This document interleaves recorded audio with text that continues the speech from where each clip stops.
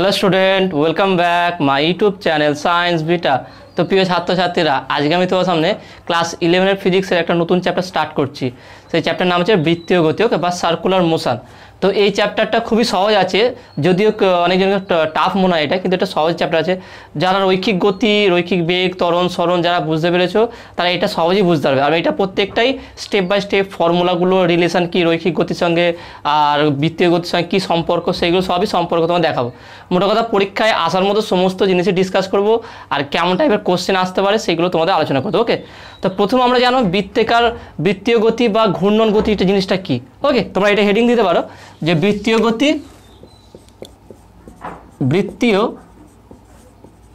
গতি বা ঘূর্ণন গতি। ওকে, তাহলে বৃত্তীয় গতি বা ঘূর্ণন গতি কি এটা জানতে গেলে রৈখিক গতি জিনিসটা বলি। রৈখিক গতি জিনিসটা কি? রৈখিক গতি হচ্ছে কি, কোনো একটা অনুভূমিক বরাবর কোনো একটা বস্তু আছে, সে যদি গতিশীল হয় তাহলে এম ভরের বস্তু ভি বেগে গতিশীল আছে, তাহলে এরকম গতিকে বলা হয় কি রৈখিক গতি। তাহলে এরকম গতি অবস্থা ধরলাম আমার এ বিন্দু থেকে বস্তুটা বি বিন্দুতে আসলো, তাহলে এখান থেকে যে সরণটা হলো সেই সরণটা হচ্ছে রৈখিক সরণ। এইটা হচ্ছে রৈখিক বেগ, এটা হচ্ছে রৈখিক সরণ। আর এখানে যে ত্বরণ সৃষ্টি হবে সেটা হচ্ছে রৈখিক ত্বরণ। ওকে, তাহলে অনুভূমিক বরাবর যে কোনো একদিকে যদি কোনো বস্তু অনুভূমিক বরাবর গতিশীল থাকে, তার যা বেগ হবে, তার যা গতি, সোজা গতি সম্পর্কে সমস্ত বিষয় সেইগুলো বলা কি রৈখিক গতি, রৈখিক ত্বরণ, রৈখিক সরণ। এর উল্টোটা, এর অপোজিট ব্যাপারটা কি হচ্ছে বৃত্তীয় গতি বা ঘূর্ণন গতি। এর ঘূর্ণন জিনিসটা থেকে আমরা বুঝতে পারছি, রোটেশন ব্যাপারটা বুঝতে পেরেছি। সেটা কি, যে একটা বস্তু ঘুরবে, কোনো একটা বিন্দুকে কেন্দ্র করে ঘুরবে। তার মানে ধরলাম এখানে একটা বিন্দু আছে, এর সাপেক্ষে কোনো একটা বস্তু কণাকে যদি আমরা ঘোরাই, তাহলে এর যে গতি হবে এই গতিকে বলা হয় ঘূর্ণন গতি। সব থেকে বেস্ট এক্সাম্পল কি দেখবে, একটা পাথরকে বা একটা কোনো ইটের টুকরোকে সুতোতে বেঁধে একটা কঞ্চি বা কোনো একটা লাঠি দিয়ে এভাবে ঘোরাবে। এভাবে ঘোরালে দেখে যে ঘুরছে, বস্তুটা যেভাবে ঘুরছে ওর যে গতি আছে দেখো, ওটা দেখে কি হচ্ছে, যেটা যার সঙ্গে বাঁধা আছে সুতোটা, তাকে কেন্দ্র করে এটা বৃত্তাকার পথে ঘুরে বেড়াচ্ছে, তাই না? তাহলে এই যে একটা সাপেক্ষে ঘুরে বেড়াচ্ছে, এই যে ঘুরছে প্রত্যেক, তাহলে গতিশীল আছে, বস্তুটা গতিশীল, অথচ একটা বিন্দুকে বা একটা অক্ষকে কেন্দ্র করে ঘুরে বেড়াচ্ছে। তাহলে এইরকম গতিকে বলা হয় কি বৃত্তীয় গতি বা ঘূর্ণন গতি।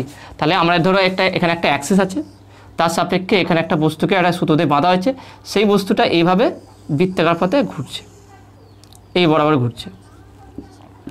তাহলে এই যে ঘুরছে এইরকম গতিকে বলা হয় কি বৃত্তীয়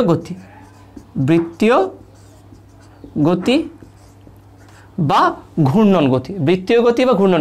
এবার এই বৃত্তীয় গতি ঘূর্ণন গতির বেসিক কিছু আলোচনা করি, তারপরে এর কৌণিক সরণটা কী হবে, কৌণিক বেগ কী হবে, কৌণিক ত্বরণ কী হবে, সবই আলোচনা করবে। এবং এর সঙ্গে রৈখিক সরণ, রৈখিক ত্বরণ, রৈখিক বেগের কী সম্পর্ক সেটাও আলোচনা করব। তো এখানে থেকে তাহলে একটা বস্তুকে বৃত্তাকার পথে বৃত্তীয় গতি করতে গেলে বা বৃত্তপথে ঘুরতে গেলে কয়েকটা জিনিস ফিক্স থাকে। সেটা কি, যে একটা অক্ষের সাপেক্ষে ঘুরে বেড়ায়। যে কোনো তুমি একটা বিন্দু ধরো বা একটা অক্ষ ধরো, যে সুতোর সঙ্গে ঢিলাটা বেঁধেছি, যখন ঘুরবে দেখো সেটা একটা সাপেক্ষে, সেটা ছিঁড়ে অন্য জায়গায় পালায় না। এরকম হয় না যে ঘুরতে ঘুরতে এখানে বাইরে চলে গেল, বাইরে গিয়ে চলে যাচ্ছে, এরকম হয় না। সে এর সাপেক্ষে একেই কেন্দ্র করে ঘুরে বেড়াচ্ছে। যেমন এক্সাম্পল দেওয়া যেতে পারে যে সূর্যকে কেন্দ্র করে যে পৃথিবী যে ঘুরে বেড়াচ্ছে। ওকে, তাহলে পৃথিবীর যে ওর যে কক্ষপথ আছে সেই কক্ষপথ ধরেই ঘুরে বেড়াচ্ছে, ওর বাইরে যাচ্ছে না কিন্তু। তাহলে একই পথ একজনকে কেন্দ্র করে ঘুরে বেড়াচ্ছে, তাহলে নিশ্চয়ই একটা অ্যাক্সিস বা একটা কি থাকবে, বিন্দু থাকবে। তাহলে যার সাপেক্ষে এই বস্তুটা বৃত্তপথে ঘুরছে সেইটাকে বলা হয় কি ঘূর্ণাক্ষ। ওকে, ঘূর্ণাক্ষ বা ঘূর্ণন অক্ষ বলা যায়, ঘূর্ণাক্ষ। ওকে, আর কি দেখে, এটা একটা তল বরাবর। ধরো আমি যদি বস্তুকে এখানটা একটা ঢিলে দেয়, এরকম একটা ধরলাম এই সারফেসের উপরে, যে বোর্ড আছে ধরলাম এই বোর্ডের উপরেই একটা কিলোগ্রাম বিন্দুতে এখানে বস্তু রেখে এইভাবে ঘোরাচ্ছি। তাহলে এটা একটা তল বরাবর ঘুরছে, তাই না?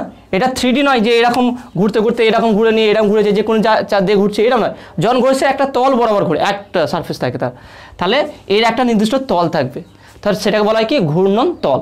তাহলে যেই তলে বস্তুটা ঘুরে বেড়ায় সেই তলটা বলা হয় ঘূর্ণন তল।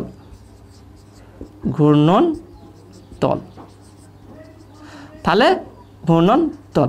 তাহলে এখান থেকে বুঝতে পারলাম তাহলে কোনো বস্তুর বৃত্তীয় গতি হতে গেলে বা কোনো বস্তু যে বৃত্তপথে ঘুরতে গেলে তার দুটো জিনিস ফিক্স থাকবে, একটা হচ্ছে ঘূর্ণাক্ষ যার সাপেক্ষে বা ঘূর্ণন অক্ষ, যে একটা অ্যাক্সিস থাকবে যার সাপেক্ষে বস্তুটা বৃত্তপথে ঘুরবে এটা থাকবে, আর একটা তল যেই তলে বস্তুটা ঘুরছে সেটাকে বলা হয় ঘূর্ণন তল।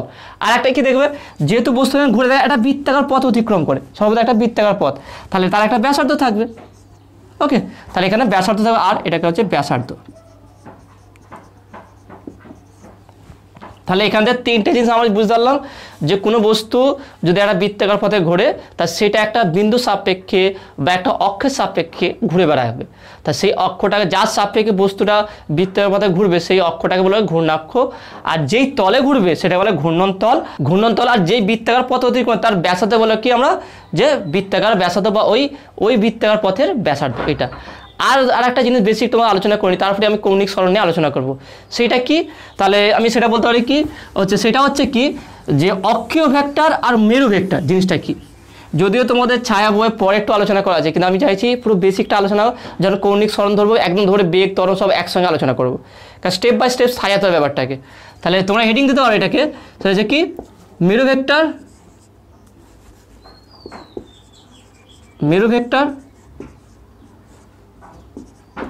এবং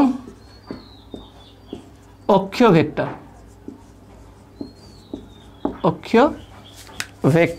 ওকে, এই মেরু ভেক্টর বা অক্ষীয় ভেক্টর কি জানার পরেই আমি কৌণিক সরণ নিয়ে আলোচনা করব। অক্ষীয় ভেক্টর, ওকে।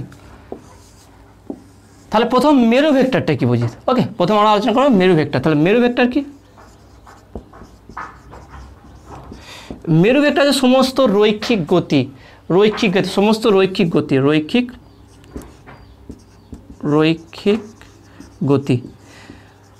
গতিতে যা আমরা আলোচনা করেছি কি বেগ ত্বরণ সরণ, রৈখিক বেগ রৈখিক সরণ রৈখিক ত্বরণ, এই সমস্ত জিনিসকে বলা হয় কি মেরু ভেক্টর। তাহলে মেরু ভেক্টর কি, যে অনুভূমিক বরাবর গতিশীল কোনো বস্তুর সরণ ত্বরণ বেগ এই সমস্ত জিনিসকে বলা হয় কি মেরু ভেক্টর। এবং এর মেরুটা কি, মেরুটা হচ্ছে বস্তুর প্রাথমিক অবস্থান বা আদি বিন্দু যেখান থেকে স্টার্ট হচ্ছে। এক্সাম্পল স্বরূপ বলে দিচ্ছি যে একটা বস্তু এখান থেকে এ বিন্দু থেকে এখানে বি বিন্দুতে আসলো, তাহলে এটা হচ্ছে ইনিশিয়াল বা প্রাথমিক, এটা প্রাথমিক, আর এটা হচ্ছে অন্তিম। তার মানে প্রাথমিক অবস্থান বা প্রাথমিক বিন্দু বা আদি বিন্দু গতির, এটা লিখতে পারি যে গতিশীল বস্তুর গতিশীল বস্তুর প্রাথমিক বিন্দু বা আদি বিন্দুকে মেরু বলে। ছোটখাটো এমসিকিউ কোশ্চেন আসতেই পারে যে মেরুটা কি, মেরু ভেক্টরের মেরু বলতে কোনটাকে বোঝানো হয়েছে সেই হিসাবে তো আসতে পারে। তাহলে রৈখিক গতির ক্ষেত্রে সমস্ত দিন প্রাথমিক একটা অবস্থান থাকে, অন্তিম অবস্থা, প্রাথমিক বেগ অন্তিম বেগ, প্রাথমিক ত্বরণ অন্তিম ত্বরণ, বা প্রাথমিক অবস্থা সরণ কি ছিল অন্তিম অবস্থা সরণ, টি সময় পর সরণ কত হলো এরকম আছে। মানে প্রাথমিক অবস্থায় যে প্রাথমিক অবস্থা T=0, সোজা কথা T=0 যেই সরণ হবে, যেই বেগ হবে, যেই ত্বরণ হবে সেটা হচ্ছে আমার আদি বিন্দু বা প্রাথমিক বিন্দু বা মেরু বলা হয় সেটাকে। ওকে, তাহলে এই সমস্ত রৈখিক সমস্ত গতিকে বলা হয় কি আমার মেরু ভেক্টর বলা হবে। এর নিশ্চয় তাহলে আমরা বুঝতে পেরে গেছি অক্ষীয় ভেক্টর কি সমস্ত ঘূর্ণন গতির ক্ষেত্রে। তাহলে ঘূর্ণন গতির ক্ষেত্রে হচ্ছে কি আমার ঘূর্ণন যত রকম গতি আছে সেই সমস্ত গতিকে বলা কি অক্ষীয় ভেক্টর। তাহলে অক্ষীয় ভেক্টর বলতে আর কি সমস্ত বৃত্তীয় গতি। তাহলে এখানে বলতে আর কি অক্ষীয় ভেক্টর হচ্ছে কি যে বৃত্তীয় গতি বা ঘূর্ণন গতি। বৃত্তীয় গতি বা ঘূর্ণন গতিকে বলা হয় কি অক্ষীয় ভেক্টর। কেন বলো তো, এটা একটা অক্ষকে একটা অ্যাক্সিসকে কেন্দ্র করে ঘুরে বেড়াচ্ছে সর্বদা, সেই জন্য এর নাম হচ্ছে অক্ষীয় ভেক্টর। আর এটা থেকে একটা আদি বিন্দু সাপেক্ষে বস্তু গতিশীল হচ্ছে সেই জন্য এটা বলা হয় মেরু ভেক্টর। ওকে, তাহলে এইটা ছিল ঘূর্ণনের বা বৃত্তীয় গতির বেসিক কনসেপ্ট। তাহলে এখানে মেনলি কি হবে, এখানে একটা অক্ষ সর্বদা ফিক্সড হবে, যে কোনো অক্ষ সাপেক্ষে ঘুরতে মানে একটা অক্ষ ফিক্স, তার সাপেক্ষে বস্তু ঘুরবে। তাহলে একটা অক্ষ সাপেক্ষে কোনো একটা বস্তু যদি বৃত্তাকার পথে ঘুরতে থাকে তার যে গতি হবে সেটা বলা হয় বৃত্তীয় গতি বা ঘূর্ণন গতি বলা হয়। এবং এটার কি থাকবে, এর একটা নির্দিষ্ট অক্ষ থাকবে সেটাকে ঘূর্ণাক্ষ বলা হয়। তাহলে এটা একটা তল বরাবর থাকবে, তল বরাবর ঘুরতে থাকবে সেটাকে বলা হয় ঘূর্ণন ঘূর্ণন তল বলা হয়। আর যে বৃত্তাকার পথে সেটা একটা ব্যাসার্ধ থাকবে। আর কি এর যে গতি, বৃত্তীয় গতিকে বলা হয় কি অক্ষীয় ভেক্টর, আর রৈখিক গতিকে বলা হয় কি মেরু ভেক্টর। ওকে, তো আসলে তোমাদের বেসিক জিনিসটা ক্লিয়ার হয়ে গেছে। এবার তোমাদের মেন যেটা আলোচনা করছে যে কৌণিক সরণ কি। এবারে কৌণিক সরণ, কৌণিক বেগ কি, বা কৌণিক সরণের সঙ্গে রৈখিক সরণের কি সম্পর্ক, সেগুলো সবই আলোচনা করব। তো তোমরা হেডিং দাও যে কৌণিক সরণ।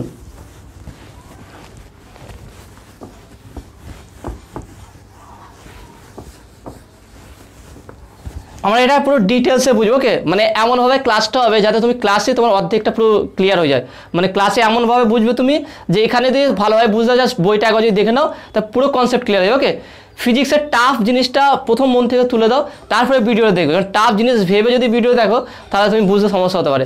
আমি দেখবে তুমি, আমি যেটা বোঝাচ্ছি সেটা যে বুঝতে অসুবিধা হয় কমেন্টে জানাবে, সেটা আমি আবার ডিসকাস করবো। ওকে, তাহলে নেক্সট কি আছে, কৌণিক সরণ। কৌণিক সরণ বা অ্যাঙ্গুলার ডিসপ্লেসমেন্ট, অ্যাঙ্গুলার ডিসপ্লেসমেন্ট। ওকে, কৌণিক সরণ কি, যেহেতু বৃত্তাকার পথে ঘুরবে তাহলে জিনিসটা আমরা ভালো করে বুঝে নিই। তাহলে এই হচ্ছে অক্ষ, এর সাপেক্ষে একটা বস্তু ঘুরছে বৃত্তাকার পথে। ওকে, তার জন্য কোনো একটা পজিশানে বস্তুটা আমার ধরলাম এইখানটায় আছে, বা আমি একটা কাজ করছি এখানে বস্তু ধরলাম, কোনো একটা সময় বস্তুটা আমার এই জায়গায় আছে, তাহলে এটা হচ্ছে A1 পজিশানে। তখন কেন্দ্রে যে কোণ উৎপন্ন করেছে সেটা হচ্ছে θ1। ব্যাপারটা দেখে নাও, এই নর্মাল সাপেক্ষে ধরলাম এই বস্তুটা ঘুরছে এই দিকে বরাবর ঘুরছে। ওকে, এই দিকে বরাবর ঘুরছে বস্তুটা, তাহলে এ সাপেক্ষে ঘুরে বেড়াচ্ছে। তাহলে ঘোরার সময় ধরুন যখন ঘুরবে তখন একটা অ্যাঙ্গেল তৈরি হবে, যত এরকম ঘুরবে ততটা কোণে বাড়বে কমবে সবসময় হবে। যখন এখানে চলে 90 ডিগ্রি হবে, আবার এখানে আসে 180 ডিগ্রি হবে, আবার চলে আসবে, তাহলে এবার কোণ উৎপন্ন করবে। এবার যখন বস্তুটা বৃত্তপথে ঘোরে তখন তার কেন্দ্রে কোণ উৎপন্ন হয়, এইভাবে ঘুরবে যত কেন্দ্র তত কোণ তত বাড়বে। এবার ধরলাম কিছু সময় পর টি সময়ে বস্তুটা আমার এইখানটায় আসলো A2, তাহলে নিশ্চয়ই অ্যাঙ্গেলটা আগের থেকে বাড়বে। তাহলে এখন এটা অ্যাঙ্গেল ছিল আগে, এখন অ্যাঙ্গেল হচ্ছে এটা, তাহলে এটা হচ্ছে θ2। তার টোটাল টি সময়ের সরণ কতটুকু হয়েছে, রৈখিক সরণ সেটা হচ্ছে S এইটা। কিন্তু কৌণিক সরণ কতটা হয়েছে, কৌণিক সরণ হচ্ছে θ। তার মানে বলতে পারি যখন বস্তু একটা বৃত্তাকার পথে ঘুরতে থাকে তাহলে তার আদি বিন্দু সাপেক্ষে অন্তিম বিন্দুটা কেন্দ্রে যে কোণ উৎপন্ন করবে সেই কোণটাকে বলা হচ্ছে কৌণিক সরণ। তার মানে ব্যাপারটা কৌণিক সরণটা তোমার দেখিয়ে দিচ্ছি। তার মানে হচ্ছে বলতে যে এই অ্যাঙ্গেলটা, এই ছোট্ট অ্যাঙ্গেলটা এটা θ। ছোট্ট করে ছবিটা আমি দেখিয়ে দিচ্ছি তোমাকে এইভাবে। এটা হচ্ছে আমার A1, এটা হচ্ছে আমার A2, এটা হচ্ছে রৈখিক সরণ যে এই বরাবর গেছে যেটা, আর এখানে হচ্ছে কৌণিক সরণ θ। তাহলে এই θটা আমরা নির্ণয় করব। তাহলে কি হলো যে ঘূর্ণাক্ষের সাপেক্ষে আদি অবস্থা, আদি মানে আগে অবস্থান বা আদি বিন্দু সবে অন্তিম বিন্দুর মধ্যে যে কোণ উৎপন্ন, কেন্দ্রে যে কোণ উৎপন্ন করছে সেই কোণটাকে বলা হয় কি কৌণিক সরণ। তাহলে এই কৌণিক সরণ যদি আমি সমীকরণ আকারে লিখে কী বলতে পারবো যে থিটা ইকুয়াল টু, এই থিটা ইকুয়াল টু বলতে পারি কি এইটুকুই বলতে পারি কি বড় কোণ থেকে যে ছোটো কোণটা বাদ দিই, তার মানে θ2 মাইনাস θ1, তার থিটাকে বলা হয় কি কৌণিক সরণ। ওকে, তাহলে কৌণিক সরণটা ব্যাপারটা কি, যখন কোনো বস্তু বৃত্তাকার পথে ঘোরে সেই বৃত্তাকার পথে ঘোরার সময় কেন্দ্রে যে কোণ উৎপন্ন করবে, মেনলি হচ্ছে কেন্দ্রে যে কোণটা উৎপন্ন করবে, সার্টেন টাইম, যে কোনো একটা টি সময় ধরলাম, এটা ক্ষেত্রে টি সময় হচ্ছে, টি সময় ধরলাম এখান থেকে বস্তুটা এখানে আসলো, তারপরে কেন্দ্রটা থিটা কোণ উৎপন্ন হয়েছে, তাহলে যে কোণ উৎপন্ন হবে সেই কোণটাকে বলছি আমরা কি কৌণিক সরণ। ওকে, তা বইয়ে যে সংজ্ঞা আছে সেই সংজ্ঞাটা লিখবে। আমি তোমাদের কনসেপ্ট, কারণ বইয়ে যখন সংজ্ঞাটা লেখা আছে বলে আমি তোমার সংজ্ঞাটা লিখছি না, কারণ যেহেতু একই সেম লেখা দরকার নেই, সংজ্ঞার পরিবর্তন হয় না। ওকে, কিন্তু কনসেপ্টটা আমি তোমাদের দিয়ে দিচ্ছি, কৌণিক সরণের কনসেপ্টটা কি সেটা ভালো করে শুধু বুঝে নাও।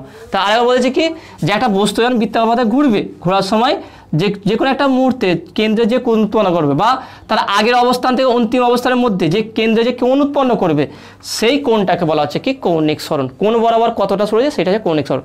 তার মানে আমি যদি বলি প্রাথমিক অবস্থান ছিল θ1 অ্যাঙ্গেল ছিল যখন A1 ছিল, অন্তিম অবস্থায় A2 অবস্থানের দিকে θ2 অ্যাঙ্গেল হচ্ছে, তাহলে কতটা কোণ উৎপন্ন করলো, তার থিটার বড় কোণ থেকে ছোটো কোণটা যদি মাইনাস করবো সেইটা আমার কৌণিক সরণ। এটা যদি থিটা ধরি, এইটাকে আমি থিটা ধরেছি, তাহলে θ2 মাইনাস θ1 হচ্ছে কৌণিক সরণ। ওকে, তাহলে এটা কৌণিক সরণ হয়ে গেল। এবারে কি আমরা দেখব কি কৌণিক সরণের সঙ্গে রৈখিক সরণের সম্পর্ক। তার আগে একটা জিনিস নিই যে কৌণিক সরণ, এখানে একটা জিনিস বুঝে নাও যে এইটা যে একটা বৃত্তচাপ, ওকে, তাহলে এটা যদি বৃত্তচাপ হয় আর এটা যদি আমি বলি ব্যাসার্ধ আর, যে বস্তুটা যেই বৃত্তপথে ঘুরছে তার ব্যাসার্ধ হচ্ছে আর, তাহলে ব্যাসার্ধ যদি আর হয় আর এটা যদি বৃত্তচাপ হয় তাহলে এখানে লিখে বলি, ধরি এটাকে ও বিন্দু বলছি। ওকে, ধরি বৃত্তচাপ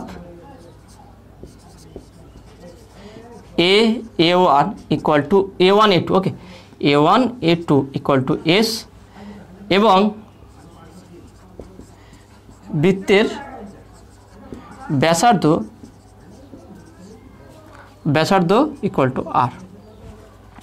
এবার কৌণিক সরণ, অতএব কৌণিক সরণ যদি আমার এস হয় তাহলে কি দেখানো, এই আমরা বৃত্তচাপের ক্ষেত্রে আমরা জানি কি যে বৃত্তচাপ এস ইকুয়াল টু কি আর থিটা, তাই না? এই ব্যাসার্ধ এটাও যদি ব্যাসার্ধ হয় তাহলে এইখান থেকে দূরত্ব ডিভাইড মানে ইন্টু অ্যাঙ্গেলটা, তাহলে এখানে আমরা বসাতে পারি কি অতএব S equal to R theta, তাহলে বা theta equal to S by R. Okay, S by R, S হচ্ছে কি এসটা বলতে কি বৃত্তচাপ ডিভাইডেড বাই বৃত্তের ব্যাসার্ধ।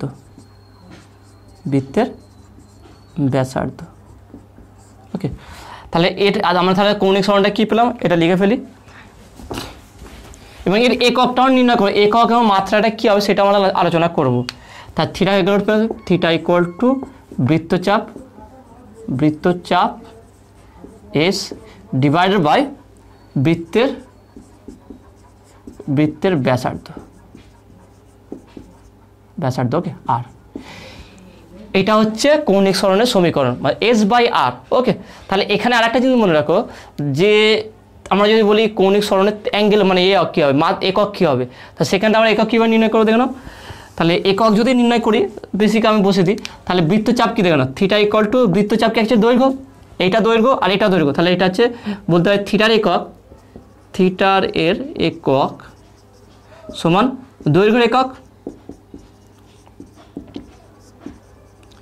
কারণ বৃত্তচাপ হচ্ছে এখান থেকে এটা দৈর্ঘ্য আর এটাও দৈর্ঘ্য আর এটাও দৈর্ঘ্যের একক।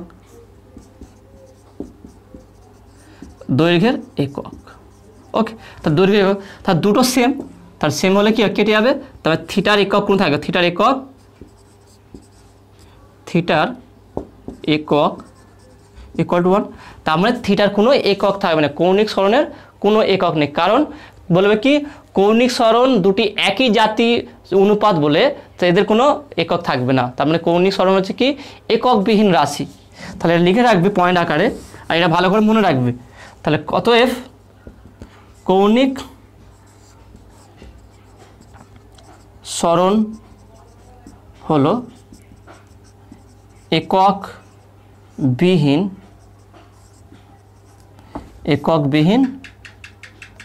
রাশি। এবারে আরেকটা জিনিস মনে রাখবে, যার একক নেই তার মাত্রাও নেই, তাহলে বলতে পারবে অতএব আবার বা সুতরাং কৌণিক সরণ হলো মাত্রাবিহীন রাশি।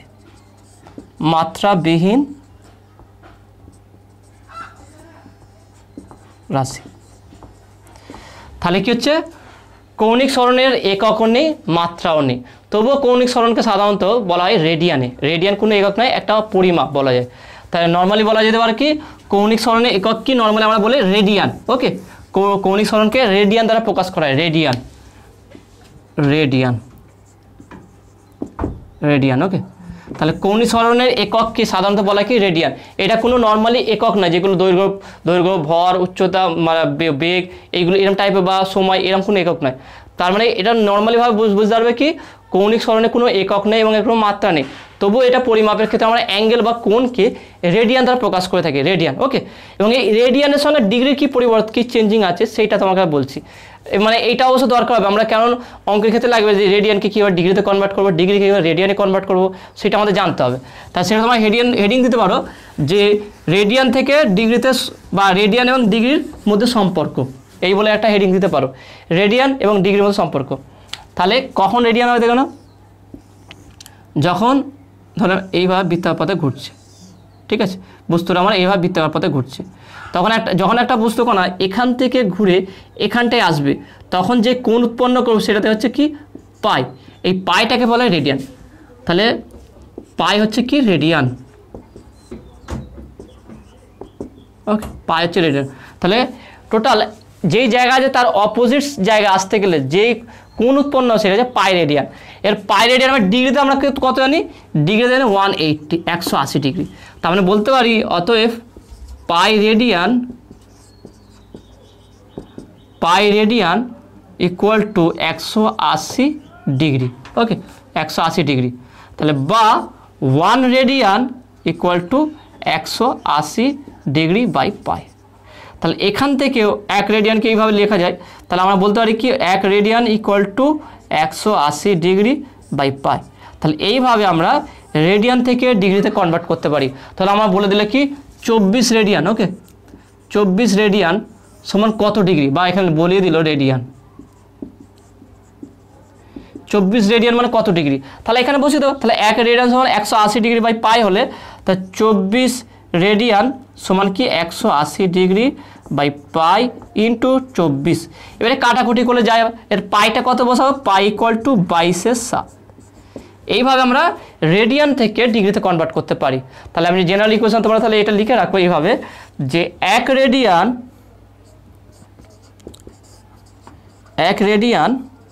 Equal to 180 by pi degree.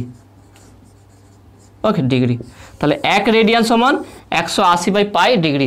এইগুলো অঙ্কতে অনেক ব্যবহার করবে। ওকে, এই অনেক ইউজ হবে এগুলো। নেক্সট তোমার কথা আমরা করবো কি, নেক্সট করবো হচ্ছে ডিগ্রি টু রেডিয়ান। মানে যদি ডিগ্রি বোঝাতে থাকে রেডিয়ান কীভাবে কনভার্ট করবো, একই ইউজ করবো, একই ফর্মুলা। বলতে পারি কি 180 ডিগ্রি সমান কি পাই রেডিয়ান।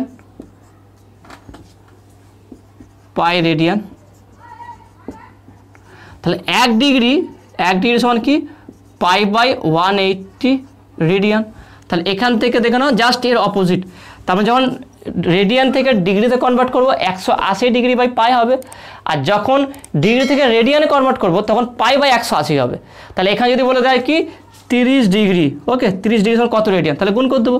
তাহলে অর্থাৎ 30 ডিগ্রি সমান পাই বাই 180 ইন্টু 30, ব্যাস যেটা হবে সেটা রেডিয়ান হবে। ওকে, তাহলে এইভাবে আমরা ডিগ্রিকে রেডিয়ানে কনভার্ট করতে পারবো আর রেডিয়ানকে ডিগ্রিতে কনভার্ট করব। তাহলে এগুলো আমরা জেনে নিলাম। তাহলে আমরা কী কী জানলাম, যে কৌণিক সরণটা কী, তার সংজ্ঞাটা কী, এবং তার যে রৈখিক সরণের সম্পর্ক কী, এই সম্পর্কটা মনে রাখবে, এটা ইম্পর্টেন্ট আছে। তাহলে আমার দেখেন রৈখিক সরণ বলতে কোনটা হচ্ছে, যেটা এই অক্ষ, তাহলে এই যে কেন্দ্রে কোণ উৎপন্ন হলো এইটা হচ্ছে কৌণিক সরণ, আর এইটা হচ্ছে রৈখিক সরণ এসটা। তাহলে এইটা হচ্ছে কি রৈখিক। তো রৈখিক সরণ হচ্ছে এটা। তাহলে এটাকে বলবো আমরা কি, এই যে এই বড় বৃত্তচাপ, যেটা বৃত্তচাপ হচ্ছে সেই বৃত্তচাপটা হচ্ছে আমার রৈখিক সরণ। আর যে এই বৃত্ত বা এই রৈখিক সরণের জন্য বৃত্তের পথে ঘোরার জন্য কোণে কেন্দ্রে যে কোণ উৎপন্ন করলো সেই কোণটা হচ্ছে কি কৌণিক সরণ। ওকে, আর এটা হচ্ছে ব্যাসার্ধ, সব জায়গাতে সেম হবে। ওকে, তাহলে এদের মধ্যে সম্পর্কটা কি পেলাম, যে theta S equal to R theta. Okay, এটা মনে রাখবে, বা বলতে পারি এস ইকুয়াল টু মানে সরণ, বা এটা থিটা ইকুয়াল টু বলতে পারি কি এস বাই আর। তাহলে এই দুটো জিনিস ভালো করে মনে রাখবে, যেখানে এস হচ্ছে কি রৈখিক সরণ আর থিটা হচ্ছে কি কৌণিক সরণ। তাহলে এই হচ্ছে তোমার সম্পর্ক। ওকে, তো আসলে তোমরা এটা বুঝতে পেরেছো।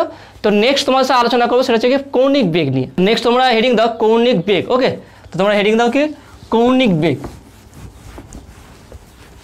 দেখে না কৌণিক বেগটাও খুব সহজ আছে, কৌণিক সরণটা যদি বুঝতে পেরে যাও কৌণিক বেগটাও বুঝতে পারবে, খুব ইজি আছে, কোনো টাফ ব্যাপার নেই। যে তোমাকে টাফ বলে তাকে তুমি উল্টে বুঝিয়ে দেবে ব্যাপারটা, তুমি ক্লাস থেকে বোঝার পর তাকে বোঝাবে, দেখবে তার মনে ফিজিক্সের প্রতি ভয়টা কেটে যাবে। তা তোমরা হেডিং দাও কৌণিক বেগ। কৌণিক বেগ বা অ্যাঙ্গুলার ভেলোসিটি। কৌণিক বেগ বা কৌণিক অ্যাঙ্গুলার ভেলোসিটিটা কি, এটা একই টাইপের, যেমন আমরা রৈখিক বেগটা পড়েছিলাম সেরকম টাইপের সংজ্ঞা হবে। ওখানে রৈখিক বেগের ক্ষেত্রে কী পড়েছিলাম, যে সময়ের সাপেক্ষে কোনো বস্তুর সরণের হার কি, তাই না, তাহলে এখানে কি হয়, ওখানে যে রৈখিক সে তাকে বলছে রৈখিক বেগ বলে। সময় সাপেক্ষে কোনো বস্তুর সরণের হারকে বলা হয় কি বেগ। এখানে কি বলবো, যেহেতু কৌণিক বলেছি তাহলে বলবো কি সময় সাপেক্ষে কোনো বস্তুর কৌণিক সরণের হারকে কৌণিক বেগ বলে। তার মানে বলে দিচ্ছি তোমাকে, যে ছবিটা এঁকেছিলাম ওই ছবিটা আরেকবার তোমাদের এঁকে দেখাচ্ছি। ধরলাম এটা হচ্ছে আমার অ্যাক্সিস, তো এর সাপেক্ষে বস্তুটা বৃত্তাকার পথে ঘুরছে। তাহলে ধরলাম কোণাটা এখান থেকে এখানে যে অ্যাঙ্গেল থিটা উৎপন্ন করেছে, তাহলে এখানটায় সময় লেগেছে টি, ওকে। আর কৌণিক সরণ হচ্ছে থিটা আর রৈখিক সরণ হচ্ছে এস। তাহলে সংজ্ঞা কি বললাম, যে সময় সাপেক্ষে, লিখে দিচ্ছি তোমাদের এটা, সময়ের সাপেক্ষে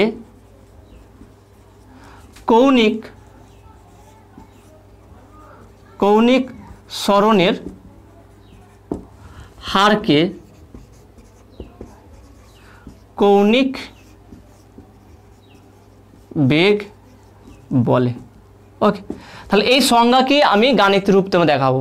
তাহলে কৌণিক সরণ তো আমরা বুঝতে পারি থিটা, সময় লেগেছে টি, তাহলে সময়ের হার বলতে বোঝায় কি সময় দিয়ে ভাগ, ওকে।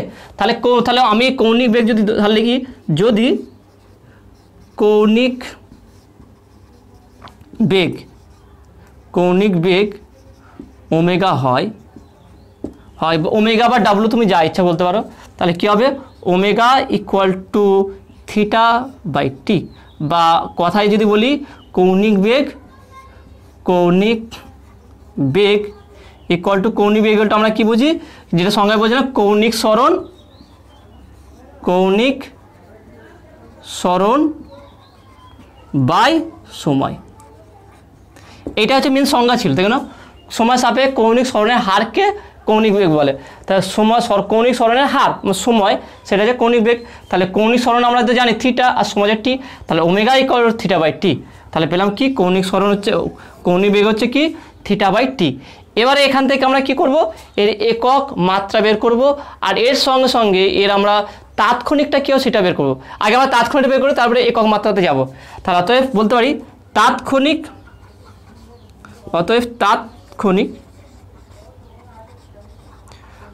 কৌণিক বেগ। তো তাৎক্ষণিক কৌণিক বেগ কী হয় সেটা বলবার কারণে এটা আমি আলোচনা করে দিয়েছি একমাত্রিক গতিতে খুব সুন্দর করে, রৈখিক সরণ, রৈখিক বেগ, রৈখিক ত্বরণ, তাৎক্ষণিক বেগ, তাৎক্ষণিক ত্বরণ, দ্রুতি সবই আলোচনা করে দিয়েছি এইগুলো। এইটা সেই অবশ্যই তোমরা একমাত্রিক গতিটা ভিডিও দেখবে, সেখানে অনেক ইম্পর্টেন্ট জিনিসগুলো আলোচনা করে, বিশেষ করে ক্যালকুলাস কিছুটা আলোচনা করেছে যেগুলো তোমাদের ফিজিক্সে লাগবে। তোমরা যদি না দেখে থাকো অবশ্যই একমাত্রিক গতি ভিডিওটা দেখবে, সেখানে তুমি দেখিয়েছিলাম যে কীভাবে আমরা তাৎক্ষণিক বেগ নির্ণয় করি। ঠিক একইভাবে এখানেও তাৎক্ষণিক কৌণিক বেগটাও একই হবে। সেটা কি, যে নর্মালি কি তাৎক্ষণিক বেগ কী ছিল, v equal to ds by dt, derivative form. তাহলে এখানে কি কৌণিক বেগ কী হবে, omega equal to d theta by dt. তাহলে তাৎক্ষণিক কৌণিক বেগ কী হবে, omega equal d theta by dt, মানে ডেরিভেটিভ ফর্মটা এটা আসবে। তাহলে এটা আমরা পেয়ে গেলাম তাৎক্ষণিক বেগ।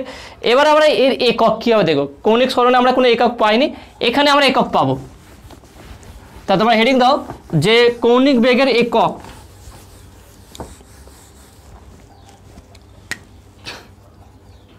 কৌণিক বেগের একক।